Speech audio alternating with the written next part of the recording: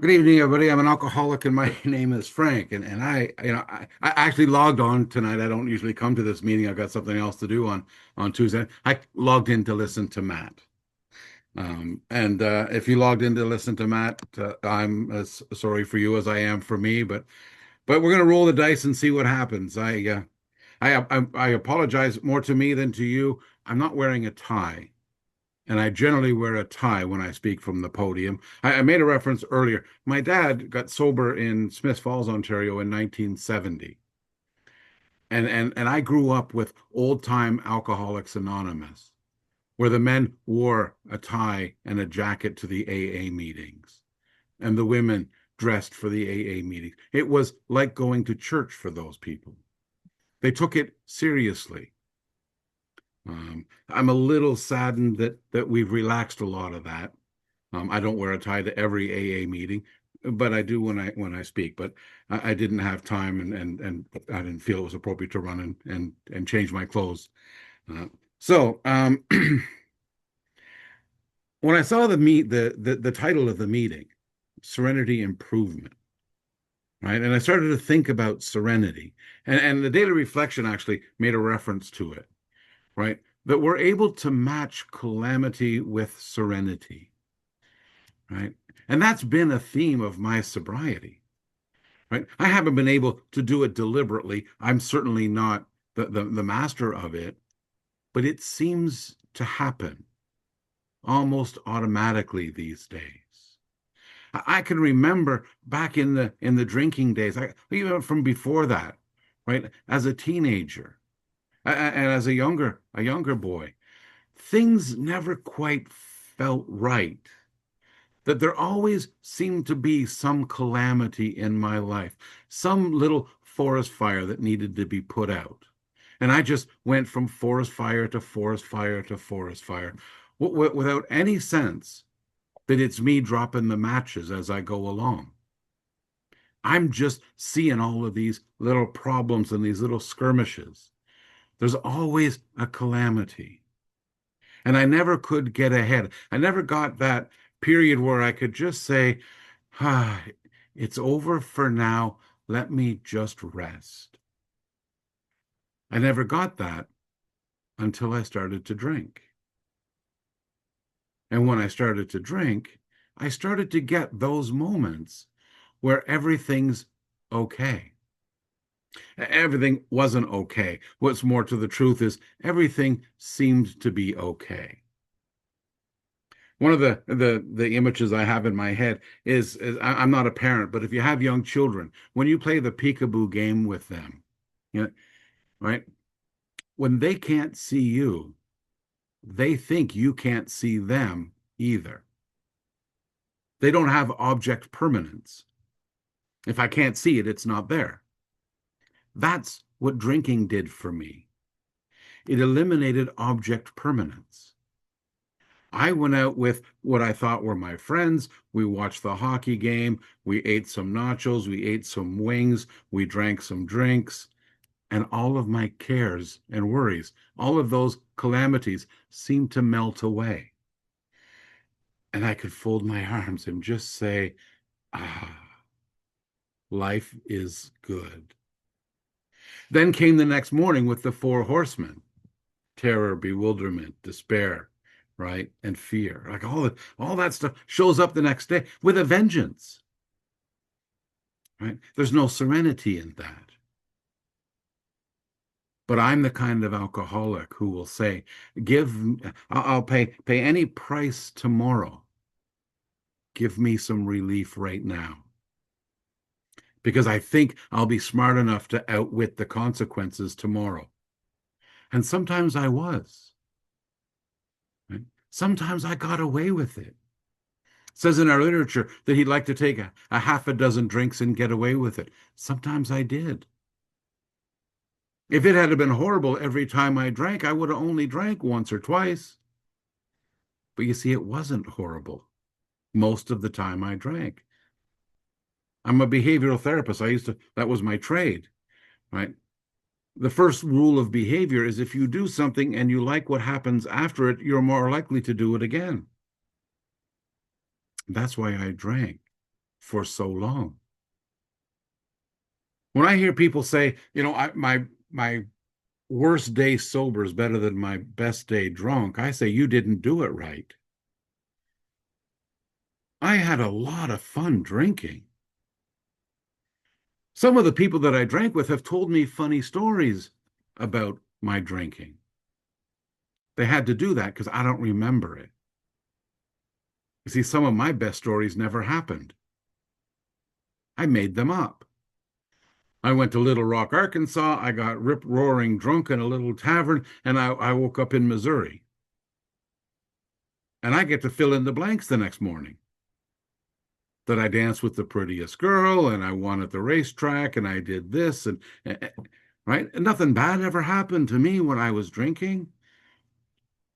I know that's not true, and you know that's not true, but I could convince myself of that. I could also convince myself that tomorrow is going to be even better. Right? Tomorrow, the band is going to be better. They're going to play Mustang Sally in the first set instead of the third set. This is going to be great. I'm going to meet the girl of my dreams in the Legion. No, I'm not. Right?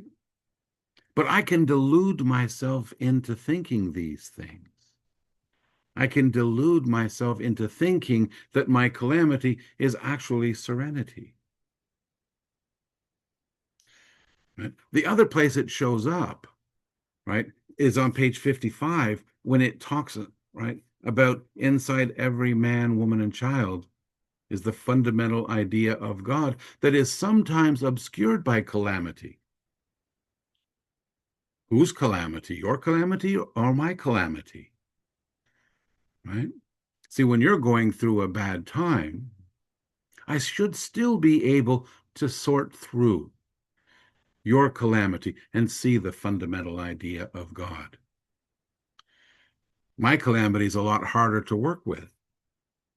I get kind of used to my calamity and I don't even notice it's there. Remember that commercial that you see where it's about a room air freshener, right? You go nose blind to your house odors. Well, I became nose blind to my calamities. Dr. Silkworth says that we think that the alcoholic life is normal because it's the only one we know. And I'm going through life on this hamster wheel thinking I'm getting ahead. I don't even have the advantage of Fred Flintstone, where he goes away and he goes by the same scenery over and over again, but it seems like he's making progress. I didn't seem like I was making progress. And I'm not sure that I necessarily wanted to make progress. I kind of liked sitting where I was.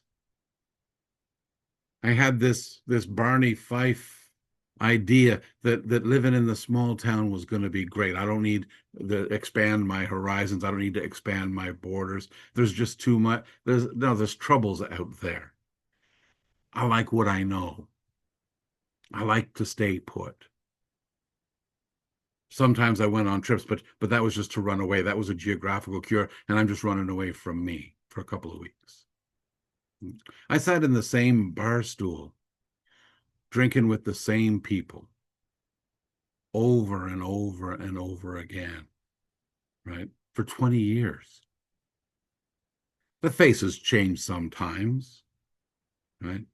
But there I am, thinking I'm living the good life. And we would sit on the bar stools and we would talk about heady things, right? We would bring lasting peace to the Middle East 100 times over. We were able to maybe I don't know if you're hockey fans, but the Toronto Maple Leafs haven't won a Stanley Cup since 1967. But we always had ways to fix the Toronto Maple Leafs, and we're going to win the cup next year. It's going to be great, right? And we would just talk about these things, always prefaced with if only, when we, none of that stuff is going to happen, right? But I'll tell you, and this is a big deal for me. I started dating Kristen 15 years ago. I'm 62 years old. 15 years is the longest relationship I have ever been in. Right? I never had a job for that long. I guess I lived in this house a little bit longer, but I was a 5 or 4 year guy. I got bored in 4 years and moved on. But about 10 years ago, Kristen said it would be cool to swim in all five Great Lakes this summer. And I sat down with Google Maps and I sat down with a Excel spreadsheet and I worked it out that we could in a 3 week trip swim in all five Great Lakes. We did it. It was a blast. We had a lot of fun. We had a lot of friends in Wisconsin and Illinois that we got to visit, and that was a lot of fun. Well, many of you know last year in 2025, the International Convention was in Vancouver. Well, we bought a big camper van because we're going to drive out to Vancouver. And like I did with the Great Lakes trip, I'm at the Google Maps and I'm with the Excel spreadsheet, right? And I've got us a route to get to Vancouver. And we had planned to turn south at Vancouver. And on our way back, we were going to go through every state west of the Mississippi. It's going to be a big tour. I'm not going to say very much, but the government changed. And so we decided to turn right after Vancouver instead of left. And we went up to the high Arctic. We went to Tuktoyaktuk, Northwest Territories. We actually dipped into Alaska a little bit because there's a place in Alaska where there's no U.S. customs. There's only a Canadian customs. So we just kind of went in for an afternoon and came back out. But so we've been in Alaska. But while I'm planning this trip, Kristen says, you know what would be really cool is if we went to Newfoundland first. Then we could go all the way across the country. Now, ordinarily, adding that to my plan would be a calamity. And I would say, well, wait a minute. No, I've already spent a lot of time working us through Montana with Sharon and Irwin, and through Texas and through Wyoming and all the things. No, I'm not. What I said was, give me a couple of weeks, honey. And I reworked the whole trip from Newfoundland over, and we went to Vancouver Island. So we're the Atlantic Ocean and the Pacific Ocean. And in the middle of all that, she comes to me and says, what if we went to Tuktoyaktuk? Then we would do coast to coast to coast. None of our friends have done that. We don't know anybody who's done that. And so I didn't say, no, I've spent enough time and effort. You do it, as I might normally have said. I said, give me a couple of weeks, honey. And I worked it out. I don't know what the conversion is. I have a lot of people from the United States here, but my Canadian friends will understand. We drove 45,000 kilometers last summer in 84 days. We were in every province of Canada and 2 of the 3 territories. And we swam in the Atlantic Ocean and the Pacific Ocean and the Arctic Ocean last summer. A trip that I would have just talked about sitting on a bar stool. Oh, how great it would be. Oh, the things that we will see. So when I hear people in AA talk about when I was in active alcoholism, well, this is active alcoholism. I've never been so active as I am now. The blessings and the gifts of sobriety, right? When I've got a whole talk, right? Kristen calls it my stupid stuff you hear in AA talk. Because if you be around here long enough, you hear some stupid stuff.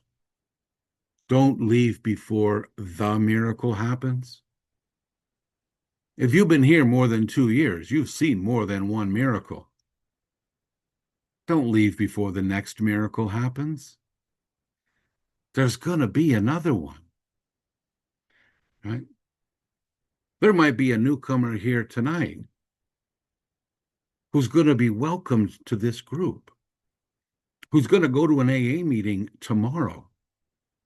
Don't leave before that miracle happens. At your home group, if this is not your home group, watch for the newcomers. Page 89 says watching others recover and then help still others is the bright spot of our lives. Don't leave before that miracle happens. Cook up some popcorn and enjoy your front row seat to somebody's recovery. And bless and praise God for the blessing that you get to be a part of that. You get to walk shoulder to shoulder with that person as they recover, as they put their life back together, as you put your life back together. Because he doesn't end with me. I need to be available. There's two things alcoholics hate: the way things are and change. You see, and I hate change more than I hate the way things are. I don't like last minute things. Being asked to speak tonight was not my comfort zone. But yet, what you told me is just to the extent, and I'm reading this from the book, that we do as we think he would have us and humbly rely on him, does he enable us to match calamity with serenity. You see, I wake up in the morning now and I say, it's going to be okay. And I'm going to be okay. So in front of me is this little ceramic frog, right? Now, the letters FROG, if you don't know, are an acronym for fully relying on God. And Kristen makes stuff out of resin. She's got a couple of molds that she makes frogs. And when somebody has an anniversary, a 1-year medallion or a 5-year, right? She's able to make this a little acrylic or resin frog, right? And she could put a little thing on the bottom, right, with their name and their sobriety date and maybe a little message, right? We pass it on, right?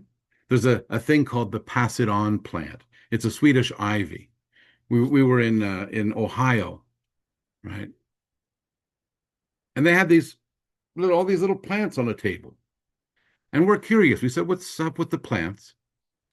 Apparently, they're a clipping of a clipping of a clipping of a clipping of a plant that was in Bill Wilson's hospital room in Florida. Would we like one? Of course we would. Now, you're not supposed to bring plants across the border. We just had this thing. It was open. We didn't try to hide it. It was open in the back of and we were prepared to lie, right, to the border guy and just say, oh, this is our plant. We travel with it. It's our house plant, right? If he takes it away, he takes it away. Oh, well. If you try to hide it, it's smuggling and it's a bad thing, right? We can plead ignorance. And a lot of times, we can do a 10 step later and pray for forgiveness and all of that. Anyway, we brought this plant home and it grew. And we had a roundup and we clipped 25 little clippings of it. We sprouted those. And now everybody in Penetanguishene has a bill plant. And then we were in Stepping Stones, New York a couple of years ago, right? Karen mentioned the Bronx. We actually went to the Bronx to meet the people that we go to the meetings with. And at Stepping Stones, they said, psst, psst, come here. Would you like a clipping of Bill's plant? We said, yes, we would. And so we have one clipping from Toledo. And in another jar or box, we've got from Stepping Stones. And we've got another set of clippings right in the window right now to pass it on again and again and again. And the people we passed it on, and this is a physical representation of this message. Right? The beautiful thing about carrying this message, and my message is only, I got well, and so can you. You see, no matter how many times I share that message, it doesn't diminish the effect it's had on my life.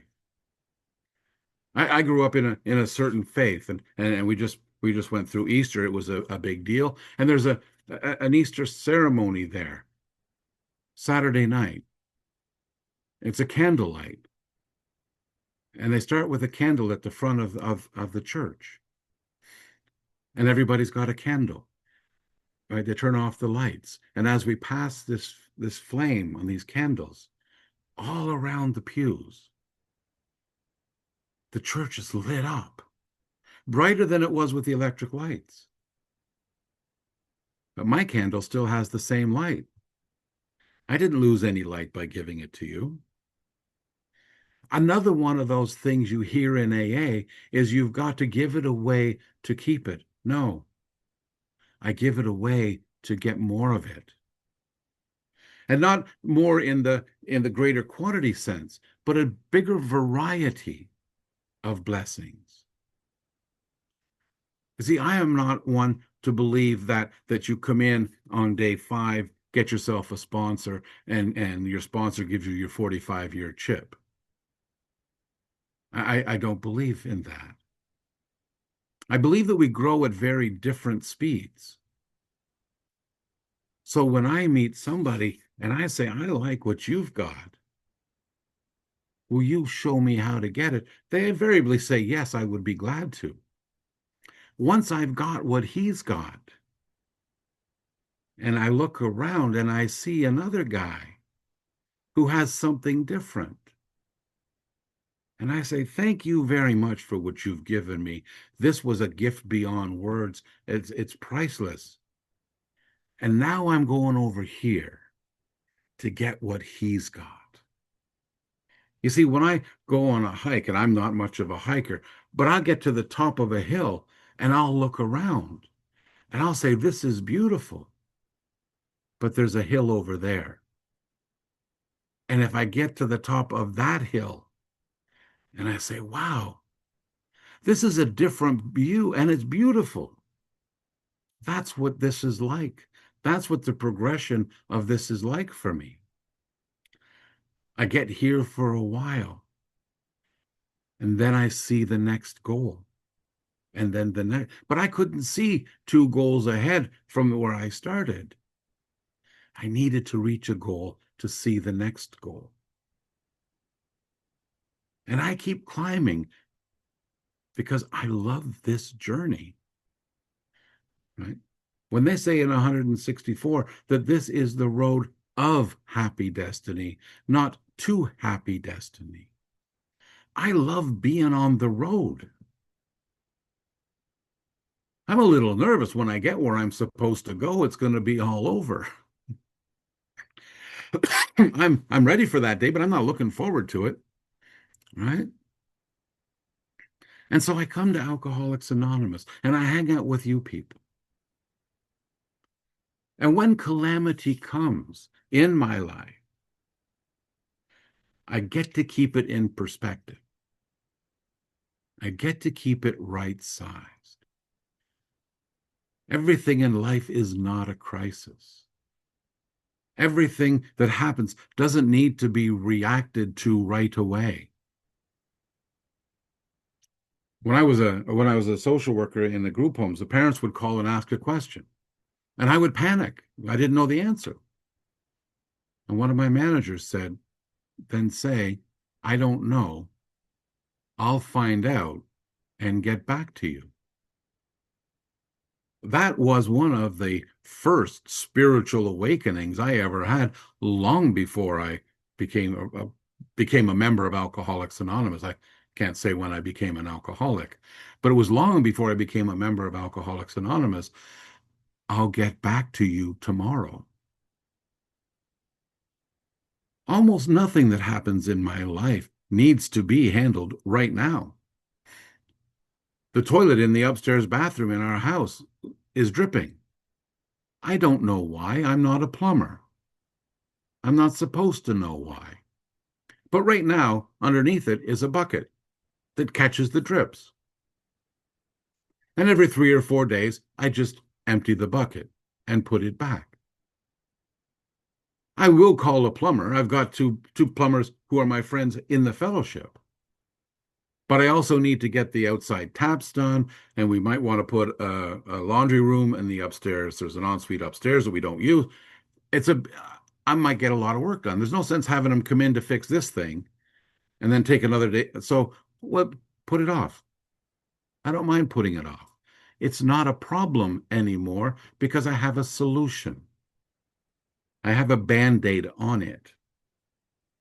It doesn't weigh on my mind. It'll need to be fixed, but it's not a crisis. These things used to be crises for me. Everything was a forest fire. But I can match calamity with serenity. It's funny I just made that analogy because Matt is actually a firefighter in New York. So, so this trusting in God, this knowing that it's going to be okay, has provided more relief to me than whiskey ever did, with zero of the side effects that whiskey created. One of the neat things about quitting drinking is Kristen and I could afford to go on the trip. Right? We have money for things. Right? We're slowly getting the house put back together. For years and years, I neglected the house. I made a lot of money, but I drank it. I didn't do the maintenance on the house. Right? Now I'm retired. I'm on a limited budget.